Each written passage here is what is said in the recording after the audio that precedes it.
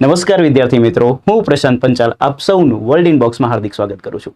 દોસ્તો, world inbox academy દ્વારા અંગ્રેજી ભાષા માટે શરૂ કરવામાં આવેલો નવો પ્રોજેક્ટ CDE, જેનું ફૂલ નેમ થાય છે ક્રેક ડિસ્ક્રિપ્ટિવ ઇંગ્લિશ, એની અંતર્ગત આજે આપણે સેકન્ડ લેક્ચર માટે મળ્યા છીએ. આ લેક્ચર 2ની અંદર હું તમને ઇંગ્લિશ લેંગ્વેજમાં આપણે જે વાક્ય લખવાનું છે એને આપણે જે ગુજરાતીમાં વિચારીને રાખેલું છે, તો એ ગુજરાતીનું જે વાક્ય છે એ કયા કાળનું છે, પ્લસ એને ઇંગ્લિશમાં કઈ વાક્ય રચનામાં લખાય એ આપણે શીખવાનું છે. તો એની બેસિક સમજણ લઈશું. એટલા માટે આ લેક્ચરનું નામ રાખેલું છે basic understanding of tense and structures. ટેન્સનો અર્થ થશે કાળ, સ્ટ્રક્ચર્સનો અર્થ થશે વાક્ય રચના. ઠીક છે. તો ગુજરાતીના ઘણા બધા વાક્યો જે છે એની અલગ અલગ વાક્ય રચના હોય છે અને ઇંગ્લિશમાં કઈ રીતે લખાય એ આપણે શીખવાનું છે, પ્લસ કાળ ઓળખતા શીખવાનું છે. સો આ લેક્ચરની અંતર્ગત આપણે કયા કયા પોઈન્ટની સ્ટડી કરીશું, કયા કયા કોન્સેપ્ટ શીખીશું એ જોઈ લઈએ. તો concept to study. So very first, ગુજરાતીમાં લખેલું વાક્ય જે છે એ કયા કાળનું છે એ ઓળખવાની રીત હું તમને શીખવાડીશ, એટલે કે વાક્યનો કાળ ઓળખવાની રીત. બીજો પોઈન્ટ, વાક્યનો કાળ ઓળખતા આવડે એના પછી એ વાક્યને લખવા માટે આપણને આવડતી હોવી જોઈએ વાક્ય રચના. એટલા માટે આપણે શીખીશું વાક્ય રચના. અને વાક્ય રચના જ્યારે ગુજરાતીમાંથી આપણે અંગ્રેજીમાં જઈએ છીએ ત્યારે ગુજરાતીની વાક્ય રચનામાં જેમ કર્તા અને કર્મ આવે છે તો એવું અંગ્રેજીમાં પણ આવે છે. તો ગુજરાતીની વાક્યમાં રહેલો જે કર્તા અને કર્મ છે ને ઇંગ્લિશમાં કઈ રીતે ઓળખાય એની બી ટેકનિક શીખવાની છે. તો કર્તા અને કર્મ ઓળખવાની રીત. સો આ 3 ઇમ્પોર્ટન્ટ પોઈન્ટ આપણે શીખવાના છે દોસ્તો આ લેક્ચરની અંદર. સો પ્લીઝ લાસ્ટ મોમેન્ટ સુધી તમે આ લેક્ચરને દેખજો, તમને ડેફિનેટલી આવડી જશે. સો વેરી ફર્સ્ટ, ગુજરાતી ભાષામાં લખેલું કે વિચારેલું કોઈ પણ વાક્ય કયા કાળમાં છે તે ઓળખવાની ટેકનિક વિશે વાત કરીએ. તો આપણે જ્યારે ગુજરાતીમાં કોઈ બી વાક્ય વિચારીએ છીએ તો એ વાક્યનો અંત થાય છે. એ અંતમાં રહેલા શબ્દ પરથી તમે કાળ આરામથી નક્કી કરી શકો છો. જેમ કે દોસ્તો એક ટેકનિક બતાવું કે જો વાક્યના અંતમાં, ક્યાં આગળ, વાક્યના અંતમાં છું, છે, છો, છીએ, વન્સ અગેન કયા શબ્દો, છું, છે, છો, છીએ, આવા શબ્દો આવે તો એ વાક્ય ગુજરાતીમાં કહેવાય વર્તમાન કાળનું વાક્ય. કયા કાળનું? વર્તમાન કાળનું. એવી રીતે જો ગુજરાતીમાં લખેલા વાક્યના અંતમાં હતો, હતી, હતા આવા શબ્દો આવે તો ખબર પડે છે કે વાક્ય કયા કાળનું છે? ભૂતકાળનું. અને એવી રીતે ઓફિસર્સ જ્યારે ગુજરાતીના વાક્યના અંતમાં જ્યારે સે લખેલું હોય, શું સે, જેમ કે કરશે, રમશે, ભણશે, મળશે, હશે, તો આવા બધા જે સે વાળા વાક્યવાળા સેથી અંત થતા જે વાક્ય છે એવા વાક્યને કહેવાય ભવિષ્યકાળનું વાક્ય. કયું કાળ? ભવિષ્યકાળનું વાક્ય. તો વન્સ અગેન, છું, છે, છો, છીએ તો વર્તમાન કાળ, હતો, હતી, હતા તો ભૂતકાળ, કરશે, રમશે, ભણશે, મળશે, હશે એટલે કે સેથી એન્ડ થનારું વાક્ય કયું? ભવિષ્યકાળ. દોસ્તો પ્રેક્ટિકલી વિચારો, આપણે મેન્સ એક્ઝામમાં ડિસ્ક્રિપ્ટિવ ઇંગ્લિશ લખવાનું છે. હવે આપણને બધાને ખ્યાલ છે કે આપણી માતૃભાષા છે ગુજરાતી, એટલા માટે આપણને મગજમાં જે વિચાર આવે છે એ બી શેમાં આવે? ગુજરાતી ભાષામાં. તો ગુજરાતી ભાષામાં જે વિચારેલું વાક્ય છે એને ઇંગ્લિશમાં લખવું હોય તો પહેલાં તો કાળ તો નક્કી કરવો પડે ને. એ કાળ નક્કી કરવા માટે આ ટેકનિક આવડવી બહુ જરૂરી છે. સો લાસ્ટ ટાઈમ રિવિઝન કરી છે તો ધ્યાન આપજો. ગુજરાતીમાં લખેલા વાક્યનો અંત જો છું, છે, છો, છીએથી થાય તો વર્તમાન કાળ, હતો, હતી, હતાથી થાય તો ભૂતકાળ, સે એટલે કે કરશે, રમશે, ભણશે, મળશે, હશે, સેથી થાય તો ભવિષ્યકાળ. રેડી છે? ઓકે. સો આ કાળ ઓળખવાની ટેકનિક ખબર પડી ગઈ આપણને. હવે દોસ્તો આપણે ઇંગ્લિશ ભાષામાં વાક્ય રચના કઈ રીતે હોય છે એ શીખવાની છે. સો બીજા પોઈન્ટ તરફ આપણે આગળ વધીશું. એના પહેલાં એ પોઈન્ટને સમજતા પહેલાં થોડી પ્રેક્ટિસ બી કરી લઈએ. એટલે કે ગુજરાતીમાં લખેલું વાક્ય કયા કાળમાં છે તે ઓળખી બતાવું. તો એક ટેસ્ટ લઈએ કે આપણને જ્યારે ટેસ્ટ લેવામાં આવે તો ખબર પડશે કે આપણને આવડ્યું કે નહીં. સો ધ્યાન આપજો. સરકાર તેમના વિકાસને ટેકો આપવા માટે યોજનાઓ રજૂ કરે છે. હવે ગુજરાતીમાં લખેલું આ વાક્ય જેના અંતમાં છે દોસ્તો છે, તો છે પરથી ખબર પડે કે આ વાક્ય કયા કાળનું હશે? વર્તમાન કાળનું. ઓબ્વિયસ વાળી વાત છે. તો આ વાક્ય છે વર્તમાન કાળનું. મહાત્મા ગાંધીએ દાંડી કૂચ શરૂ કરી હતી, તો વાક્યના અંતમાં શું લખ્યું છે? હતી. તો આ વાક્ય છે ભૂતકાળનું. છે ને એકદમ ઇઝી. તો બસ એવું ઇઝી પોઈન્ટથી જ તમને અંગ્રેજીમાં લખતા આવડશે.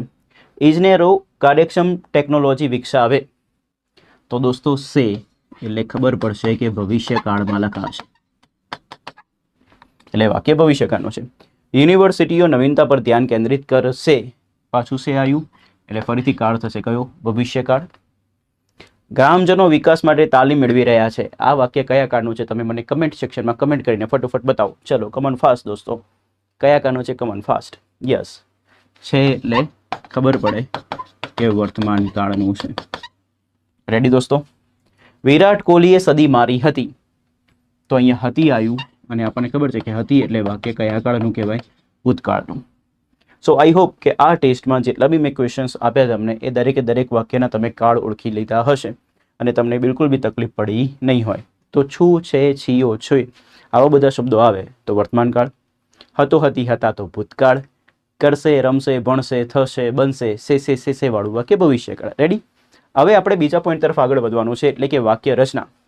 તો ઇંગ્લિશ ભાષામાં આપણે શું શીખવાની છે? વાક્ય રચના. તો એમાં સૌથી પહેલાં યાદ રાખીશું કે ઇંગ્લિશ ભાષામાં હંમેશા વાક્યની શરૂઆત શેનાથી થાય? કર્તાથી. કર્તા પછી શું આવે? ક્રિયાપદ. ક્રિયાપદ પછી શું આવે? કર્મ. અને લાસ્ટમાં આવશે અન્ય શબ્દો. આ એક સ્ટાન્ડર્ડ વાક્ય રચના છે કે અંગ્રેજી ભાષામાં સામાન્ય રીતે જ્યારે હકાર વિધાન વાક્ય બનાવવું હોય એટલે કે જે નોર્મલ આપણે વાક્ય બનાવવા હોય તો એને લખવા માટે સૌથી પહેલાં આવે કર્તા, ક્રિયાપદ, કર્મ, અન્ય શબ્દો. ક્લિયર? બસ હવે આના ઇંગ્લિશમાં શું નામ છે આપણે એક વખત જાણી લઈએ. તો જે કર્તા છે ને દોસ્તો એને ઇંગ્લિશમાં કહેવાય સબ્જેક્ટ, ક્રિયાપદને કહેવાય વર્બ, કર્મને કહેવાય ઓબ્જેક્ટ અને અન્ય શબ્દો. શબ્દો એક નામ છે, શબ્દો કેવા? અન્ય. તો એનું વિશેષણ છે તો કેવું લખાય? સીધે સીધું. તો અન્યને કહેવાય અધર અને શબ્દોને કહેવાય વર્ડ્સ. એટલા માટે એને કહેવાય શું? Other words. તો once again subject, verb, object, other words. આ વાક્ય રચના કઈ ભાષાની છે? અંગ્રેજી ભાષાની છે. કર્તા, ક્રિયાપદ, કર્મ, અન્ય શબ્દો. તો આવી રીતે યાદ રાખી શકાય. હવે કર્તા કહેવાય કોને? તો કોઈ બી વાક્ય આપેલો હોય એમાં જો આપણે કર્તાને જાણવું હોય તો એની વ્યાખ્યા આપણને ખબર હોવી જોઈએ. અને એકદમ સિમ્પલ વ્યાખ્યા છે કે દરેકે દરેક વાક્યમાં જેના દ્વારા ક્રિયા કરવામાં આવે છે એને દોસ્તો કર્તા કહેવાય. એટલે કે ક્રિયાનો કરનાર. શું? ક્રિયાનો કરનાર. અને તમને કર્તાને ઓળખવું હોય તો એની એક સિમ્પલ ટેકનિક છે કે તમારે વાક્યને કોણથી પ્રશ્ન પૂછવાનો. શેનાથી? કોણથી. કોણથી પ્રશ્ન પૂછો અને જે જવાબમાં મળે એ જ કર્તા હોય દોસ્તો. તો સૌથી પહેલાં કર્તાની વ્યાખ્યા ક્રિયાનો કરનાર. ક્રિયાનો કરનાર એટલે કે કર્તા. કર્તાને ઓળખવું હોય તો ગુજરાતીમાં શેનાથી પ્રશ્ન પૂછો? કોણથી. એટલે આપણને ડેફિનેટલી જવાબ મળી જાય. જે જવાબ મળે એ જ આપણો શું હોય? કર્તા. કર્મ. તો પહેલાં ક્રિયાપદની વ્યાખ્યા શીખ્યા, પછી આપણે કોની વ્યાખ્યા શીખીએ? કર્મની.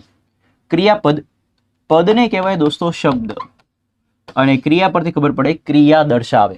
શું? ક્રિયા. તો ક્રિયા દર્શાવતો શબ્દ એને શું કહેવાય? ક્રિયાપદ. હવે વાત કરીએ કર્મ. કર્મની વાત કરતા પહેલા હું તમને એક એક્ઝામ્પલથી સમજાવું. જેમ કે હું આવું કહું, વિરાટ ક્રિકેટ રમે છે. તો આ વાક્યમાં વિરાટ રમવાની ક્રિયા કોના પર કરે છે? તો ક્રિકેટ પર. તો વાક્યમાં જેના પર ક્રિયા કરવામાં આવે ને એને વાક્યનું કર્મ કહેવાય, જેને ઇંગ્લિશમાં શું કહેવાય? ઓબ્જેક્ટ. તો ફોકસ કરજો, જેના પર ક્રિયા કરવામાં આવે છે એને શું કહેશો? કર્મ. કર્મ એટલે કે ઓબ્જેક્ટ. રેડી? અને ઇંગ્લિશ લેંગ્વેજમાં કર્મને શોધવા હોય તો વાક્યમાં બે રીતે પ્રશ્ન પૂછાય. પહેલી રીત છે કોનેથી પ્રશ્ન પૂછવાનું, બીજી રીત છે શુંથી પ્રશ્ન પૂછવાનું. ડન? તો ગુજરાતીમાં કોઈ બી વાક્ય આપેલું છે એને ઇંગ્લિશમાં લખવું છે તો શરૂઆત થશે ક્યાંથી? કર્તા, પછી ક્રિયાપદ, પછી કર્મ અને પછી અન્ય શબ્દો. કર્તા એટલે કોણ? ક્રિયાનો કરનાર. શોધવાની ટેકનિક શેનાથી પ્રશ્ન પૂછો? કોણથી. ક્રિયાપદ એટલે શું? તો ક્રિયા દર્શાવતો શબ્દ. કર્મ એટલે શું? જેના પર ક્રિયા કરવામાં આવે છે તે. કર્મને શોધવાની કેટલી ટેકનિક? બે. કાં તો કોનેથી પ્રશ્ન પૂછો કાં તો શુંથી. ડન? અને એના સિવાય વાક્યમાં બાકી વધતા શબ્દોને કહેવાશે શું? અન્ય શબ્દો. અન્ય શબ્દો એટલે શું આવશે? અધર વર્ડ્સ. આ વાક્ય રચના છે, આને લાઈફ ટાઈમ યાદ રાખજો, કારણ કે આપણે કોઈ બી વસ્તુ લખીશું એમાં 99% જે વાક્ય રચના યુઝ થશે ને એ આ જ વાક્ય રચના હશે. તો પ્લીઝ એક વખત રિવાઇઝ કરી લો. વાક્ય રચના શું છે? કર્તા, ક્રિયાપદ, કર્મ, અન્ય શબ્દો. હવે આ સ્લાઇડમાંથી સૌથી ઇમ્પોર્ટન્ટ શું છે? કોઈ મને પૂછે કે આ વાક્ય રચનાની વાળી જે સ્લાઇડ છે એમાંથી સૌથી વધુ શું યાદ રખાય? તો ખાલી 3 શબ્દો: કોણ, કોને અને શું. કોણથી પ્રશ્ન પૂછો એટલે કોણ મળે? કર્તા. કોનેથી પ્રશ્ન પૂછો એટલે શું મળે? કર્મ. શુંથી પ્રશ્ન પૂછો એટલે શું મળે? કર્મ. બસ આટલું યાદ રાખો તો બી તમારું કામ થઈ જશે. બેન, હવે આપણે આજે શીખ્યા છીએ. હવે હું તમને ગુજરાતીમાં અમુક વાક્ય આપીશ. એ વાક્યમાંથી તમારે કર્તા અને કર્મ શોધવાનું રહેશે. તો કર્તાને શોધવા માટે શેનાથી પ્રશ્ન પૂછશો? કોને, કોણથી. અને કર્મને શોધવા માટે કોને અને શુંથી. રેડી છો દોસ્તો? તો પ્લીઝ ધ્યાન આપજો. તો સૌથી પહેલાં ખેડૂતો કૃષિ ઉત્પાદન વધારવા માટે નવી પદ્ધતિઓ અપનાવી રહ્યા હતા. તો પહેલાં કાળ બી ઓળખી લઈએ. હતા એટલે શું થઈ ગયું? ભૂતકાળ. તો ભૂતકાળનું વાક્ય છે. હવે આ વાક્યને મારે ઇંગ્લિશમાં લખવું છે, તો સૌથી પહેલાં મને કર્તા જોઈશે. તો કર્તાને શોધવા માટે શેનાથી પ્રશ્ન પૂછો? કોણથી પૂછો. કોણ નવી પદ્ધતિઓ અપનાવી રહ્યા હતા? પૂછો કોણ નવી પદ્ધતિઓ અપનાવી રહ્યા હતા? તો ખબર પડે છે કોણ? ખેડૂતો. તો આપણા માટે આ વાક્યનું કર્તા બનશે શું? ખેડૂતો. તો આન્સર આવશે ખેડૂતો. એ આપણું શું છે? કર્તા. હવે મારે કર્મ શોધવો છે. કર્મને શોધવા માટે કાં તો કોનેથી પ્રશ્ન પૂછો કાં તો શુંથી. તો આપણે પ્રશ્ન પૂછીએ કે ખેડૂતો શું અપનાવી રહ્યા હતા? 1 સેકન્ડ. ખેડૂતો શું અપનાવી રહ્યા હતા? તો જવાબ મળે છે શું? નવી પદ્ધતિઓ. તો નવી પદ્ધતિઓ આપણા માટે શું થશે? કર્મ. રેડી? કોનેથી પ્રશ્ન પૂછો કાં તો શુંથી, બંનેમાંથી કોઈનો બી જવાબ મળે. જો કોનેથી બી જવાબ મળે ને શુંથી બી જવાબ મળે તો કેટલા કર્મ થશે? 2. ખાલી કોનેથી મળે તો 1, ખાલી શુંથી મળે તો પણ 1. ડન? તો અહીંથી શુંથી જવાબ મળે છે. ડન? સો આપણા માટે દોસ્તો શું અપનાવી રહ્યા હતા એવી રીતે પ્રશ્ન પૂછે તો આપણને ખબર પડી કે નવી પદ્ધતિઓ શું છે દોસ્તો? કર્મ. કોઈ મને પૂછે કે આ વાક્યમાં ક્રિયા દર્શાવતો શબ્દ કોણ છે? તો સિમ્પલ, અપનાવી રહ્યા હતા. ડન? તો આ આપણા માટે ક્રિયાપદ થાય. હું તમને અત્યારે ખાલી બેઝિક કઈ રીતે વાક્યને જાણવાનું હોય એ જાણતા શીખવાડું છું, જેથી કરીને તમને ઇંગ્લિશમાં લખવામાં કોઈ જાતની તકલીફ ના પડે. ત્રીજું, ભારત તેની વ્યૂહાત્મક સ્વનિર્ભરતાને મજબૂત બનાવી રહ્યું હશે. તો સૌથી પહેલા કાળ નક્કી કરીએ. સે આવ્યું એટલે થઈ ગયું શું? ભવિષ્યકાળ. હવે આ વાક્યમાં મારે કર્તા અને કર્મ શોધવો છે. તો કર્તાને શોધવા માટે પ્રશ્ન બનાવીશું કોણથી. પૂછો કોણ તેની વ્યૂહાત્મક સ્વનિર્ભરતાને મજબૂત બનાવી રહ્યું હશે?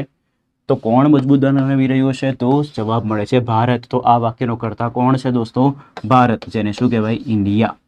હવે કર્મ માટે કાં તો શું તો કાં તો કોનેથી પ્રશ્ન પૂછો ભારત શું મજબૂત બનાવી રહ્યું હશે? તો જવાબ મળે છે તેની વ્યૂહાત્મક સ્વનિર્ભરતાને. કોને? તેની વ્યૂહાત્મક સ્વનિર્ભરતાને. રેડી? તો આપણું થઈ ગયું કર્મ. કોઈ મને એમ કે ક્રિયાપદ કયું છે? તો ક્રિયાપદ છે મજબૂત બનાવી રહ્યું હશે. આ આપણું ક્રિયાપદ છે. નેક્સ્ટ, ઉમેદવારોએ તેમના ગુનાહિત રેકોર્ડ અને સંપત્તિ જાહેર કરે છે. તો છે આવ્યું એટલે વર્તમાન કાળ થઈ ગયો. કાળ નક્કી થઈ ગયો. હવે કર્તા શોધવાનું છે. કર્તા માટે પ્રશ્ન પૂછીશું શું? કોણ. પૂછો કોણ જાહેર કરે છે? તો ઉમેદવારો. ડન? તો ઉમેદવારો જાહેર કરે છે એટલે આપણા માટે જવાબ આવશે ઉમેદવારો. આપણા માટે કોણ છે? કર્તા. પૂછો હવે શું જાહેર કરે છે? તો શુંથી પ્રશ્ન પૂછીએ એટલે કર્મ મળી જાય. તો તેમના ગુનાહિત રેકોર્ડ અને સંપત્તિ. શું જાહેર કરે છે? તો તેમના ગુનાહિત રેકોર્ડ અને સંપત્તિ. એનો શું છે? કર્મ.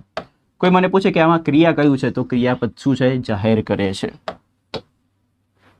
હવે આમાં તમારે કર્તા અને કર્મ તમારે જાતે શોધીને બતાવવાના છે. ચલો, સરકાર વિદ્યાર્થીને લેપટોપ આપે છે. તો છે પરથી ખબર પડી કે વાક્ય કયા કાળનું છે? વર્તમાન કાળનું. હવે આ વર્તમાન કાળનું જે વાક્ય છે એમાં તમે મને કર્તા અને કર્મ શોધીને બતાવો. કર્તા માટે શેનાથી પ્રશ્ન બનાવશો? કોણથી. તો પૂછો કોણ વિદ્યાર્થીને લેપટોપ આપે છે? તો જવાબ મળશે સરકાર. તો આપણા માટે કર્તા થઈ ગયો સરકાર. તો કોણ આપે છે? એટલે કે સરકાર. તો એ આપણો કર્તા છે. હવે આપણે પ્રશ્ન પૂછીશું શુંથી અને બીજો પ્રશ્ન પૂછીશું કોનેથી. તો શું બંનેનો જવાબ મળે છે? ચેક કરીએ. પૂછો સરકાર શું આપે છે? તો જવાબ મળે છે લેપટોપ. તો આ એક કર્મ છે. પૂછો સરકાર કોને લેપટોપ આપે છે? તો વિદ્યાર્થીને.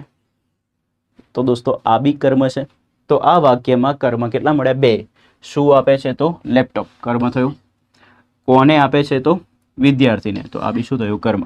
તો આવું બી બનતું હોય કે ગુજરાતી ભાષામાં જે વાક્ય લખેલું હોય એમાં એક સાથે 2 કર્મો પણ હોય. આવું ઘણી જગ્યાએ બનશે. ક્લિયર છે? સો દોસ્તો મેં તમને આ વિડીયોની અંદર ગુજરાતી ભાષામાં લખેલું જે વાક્ય છે એ ઇંગ્લિશમાં કયા કાળમાં થાય એ સમજાયું. બીજો પોઈન્ટ, ગુજરાતી ભાષામાં લખેલું જે વાક્ય છે એને ઇંગ્લિશમાં લખવું તો એના માટેની વાક્ય રચના શીખવાડી અને કર્તા અને કર્મને કેવી રીતે ઓળખાય એની ટેકનિક શીખવાડી. તો એક લાસ્ટ ટાઈમ આપણે રિવિઝન કરી લઈએ જેથી કરીને તમને કોઈ જાતની તકલીફ થાય નહીં. તો પ્લીઝ ધ્યાન આપજો. જો વાક્યમાં છું છે, છો, છીએ આવું લખેલું છે તો વર્તમાન કાળ સમજવાનો. હતો, હતી, હતા તો ભૂતકાળ સમજવાનો. સે એટલે કરશે, રમશે, ભણશે, ખાશે આવું આવે તો ભવિષ્યકાળ સમજવાનું. પછી આપણે વાક્યરચનાની ચર્ચા કરી. કર્તા, ક્રિયાપદ, કર્મ, અન્ય શબ્દો. આ ઇંગ્લિશ ભાષાની વાક્યરચના છે. 99% વાક્યો આ રીતે લખાશે. ડન? કર્તાને ઓળખવાની ટેકનિક કોણથી પ્રશ્ન પૂછો. કર્મને ઓળખવાની 2 ટેકનિક કોનેથી પ્રશ્ન પૂછો અથવા તો શુંથી પ્રશ્ન પૂછો. ડન? તો આ છે મૂળ સાર આ લેક્ચરનો. દોસ્તો મેં અત્યાર સુધી પ્રોજેક્ટ CDE એટલે કે ક્રેક ડિસ્ક્રિપ્ટિવ ઇંગ્લિશના અંતર્ગત 2 લેક્ચર લીધા છે. પહેલો લેક્ચર હતો બેઝિક નોલેજ ફોર રાઇટિંગ, જેમાં મેં તમને લખવા માટે બેઝિક નોલેજ આપેલું હતું. એ લેક્ચર ખાસ દેખજો, કારણ કે એમાં 3 પોઈન્ટ મેં સમજાવેલા છે, ખૂબ જ ઇમ્પોર્ટન્ટ છે. જો તમે હજુ સુધી ના જોયું તો પ્લીઝ એને જોજો. અને આ લેક્ચરની અંદર મેં તમને મેઇન પોઈન્ટ સમજાય કે જેમાં કાળ કઈ રીતે ઓળખાય, વાક્ય રચના કઈ હોય, કર્તા અને કર્મને કઈ રીતે ઓળખાય, એ રીતે શીખ્યા. નેક્સ્ટ લેક્ચરની અંદર હું તમારી સાથે સાદા વર્તમાનકાળનો એક પેરેગ્રાફ લઈને આવીશ, અને એ પેરેગ્રાફમાં 5 વાક્યો હશે. ઇંગ્લિશમાં એ વાક્યોને કેવી રીતે લખાય, એના વોકેબ કયા કયા છે, એનું સ્ટ્રક્ચર શું છે, એ બધું જ આપણે ડિટેલમાં શીખવાનું છે. સો તમે આ લેક્ચર્સને મેક્સિમમ પહેલાં તો શેર કરો. તમે કમેન્ટ સેક્શનમાં જણાવો કે તમને આ લેક્ચર કેવું લાગ્યું છે. તમને કોઈ બી ડાઉટ હોય તો બી તમે મને કમેન્ટ સેક્શનમાં પૂછી શકો છો. કોઈ પણ નાનામાં નાનો ડાઉટ કે મોટામાં મોટો ડાઉટ પૂછવામાં બિલકુલ હેઝિટેશન એટલે કે રાખતા નહીં. હેઝિટેશન ના રાખતા એટલે કે બિલકુલ બી હિચકિચાટ ના રાખતા.